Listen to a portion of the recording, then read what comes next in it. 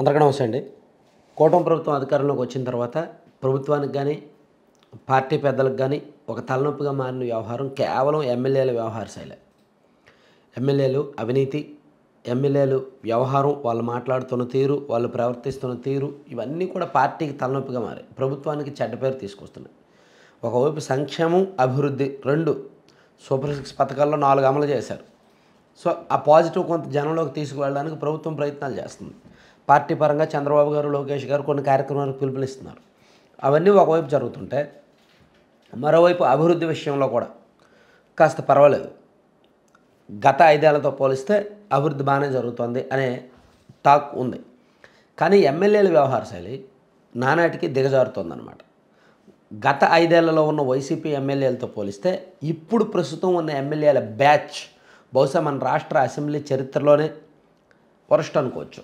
అంటే కొంతమంది, నేను అందరి గురించి కామెంట్ చేయట్లా, కొంతమంది ఎమ్మెల్యేలు మరి గాలిలో ఎమ్మెల్యేలు అయిపోయారో, ఓవర్నైట్ ఎమ్మెల్యేలు అయిపోయారో ఎలాగో తెలియదు. వాళ్ళకి ఆ హుందాతనం, ఆ హోదా, ఆ స్థాయి వాళ్ళు మెయింటైన్ చేయట్లేదు. సో ఈ విషయం చంద్రబాబు గారికి తెలుసు, లోకేష్ గారికి తెలుసు. సో వీళ్ళు ఇలాగే ఉంటే వచ్చే ఎన్నికల్లో గట్టెక్కలేం. మనం ఎంత సంక్షేమ పథకాలు ఇచ్చినా, ఎన్ని అభివృద్ధి కార్యక్రమాలు చేసినా సరే ఎమ్మెల్యేల వ్యవహారశైలి ఎలాగే ఉంటే గట్టెక్కలేమని చంద్రబాబు గారికి, లోకేష్ గారికి తెలిసి ఈ మధ్య అడపదడప వాళ్ళకి కౌన్సిలింగ్లు ఇస్తున్నారు, 1-to-1 మాట్లాడుతున్నారు. తాజాగా ఒక వారం రోజుల నుంచి ఒక పెద్ద వివాదం. గుంటూరు ఈస్ట్ ఎమ్మెల్యే నజీర్ గారిది ఒక వీడియో కాల్ వైరల్ అయింది. అది ఫేక్ అని చెప్పినప్పటికీ, అది ఎవరికి సంబంధం లేదు, అది ఫేకే అని వివరణ ఇచ్చుకున్నప్పటికీ నమ్మేలా లేదు. సో అందుకని ఆ విషయంలో కొంత చంద్రబాబు గారు సీరియస్ అయ్యారు అండ్ దాని మీద రిపోర్ట్ తెప్పిస్తున్నారు. అలాగే అనంతపురం అర్బన్ ఎమ్మెల్యే, ఆయన వ్యవహార శైలి కూడా పార్టీకి తలనొప్పిగా మారింది. ఆయనకి మొదటి నుంచి, ఆయన ఎమ్మెల్యేగా గెలిచినప్పటి నుంచి 1 ఇయర్లో చాలా ఆరోపణలు వచ్చాయి. చాలా వివాదాల్లో ఆయన తలదూరుస్తున్నాడు. అవినీతి ఆరోపణలు విపరీతంగా ఉన్నాయి. సొంత పార్టీ కార్యకర్తలే అతని వ్యవహార శైలి కారణంగా పార్టీలో ఉండట్లేదు. అసలు మేము అంటే వాళ్ళు ఎంతకు తెగించారంటే మనం చూసాం. మొన్న మినీ మహానాడు జరుగుతున్నప్పుడు ఒక కార్యకర్త అటెంప్ట్ కూడా చేసుకున్నాడు. సో ఇంత దారుణంగా ఉన్నాయి. మరోవైపు అవినీతి ఆరోపణలు వస్తున్నాయి. ఈ క్రమంలోనే తాజాగా ఆయన జూనియర్ ఎన్టీఆర్ గారి గురించి చాలా చీప్గా మాట్లాడాడు. అలా మాట్లాడాల్సిన అవసరమే ఉంది? జూనియర్ ఎన్టీఆర్ని మేబీ అతను వేరు అయితే కావచ్చు, లేకపోతే లేదు. కానీ ఒక ఎమ్మెల్యే స్థాయిలో ఇలా ఫోన్లో మాట్లాడాల్సిన అవసరం లేదు. అంత చీప్గా మాట్లాడాల్సిన అవసరం లేదు. జూనియర్ ఎన్టీఆర్కి విపరీతమైన మాస్ ఫాలోయింగ్ ఉంది.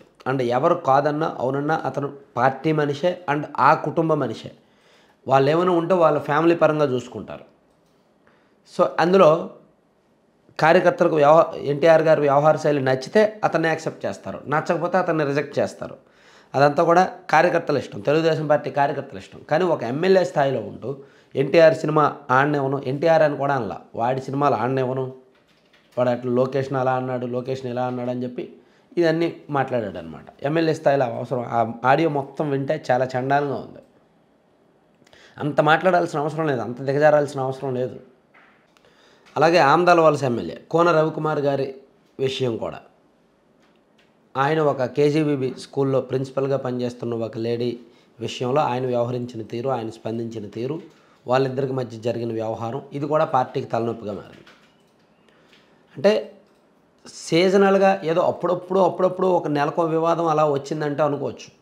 కానీ వారానికి ఒక వివాదం, కొత్త వివాదం వస్తుంది. అవినీతి ఆరోపణలు సహజమే అనుకున్న దశలో మహిళలతో ఇటువంటి లైంగిక ఈ విధమైన ఆరోపణలు. ఇప్పుడు జూనియర్ ఎన్టీఆర్తో ఆ ఫ్యాన్స్తో తలనొప్పి మాత్రం చాలా పెద్దది, చాలా పెద్ద కాంట్రవర్సీ కాబోతోంది. ఆల్రెడీ రాష్ట్ర వ్యాప్తంగా జూనియర్ ఎన్టీఆర్ ఫ్యాన్స్ రోడ్లు ఎక్కుతున్నారు. ఎక్కడికక్కడ తెలుగుదేశం పార్టీయే వ్యతిరేకం అన్నట్టు భావిస్తున్నారు. ఇప్పుడు దీని మీద లోకేష్ గారు కానీ చంద్రబాబు గారిని రెస్పాండ్ అవ్వాలి. చంద్రబాబు గారు ఆల్రెడీ రెస్పాండ్ అయ్యారు. ఆ ఎమ్మెల్యే క్లాస్ స్పీకర్ అండ్ దాని మీద ఎంక్వైరీకి కూడా ఆదేశించారు.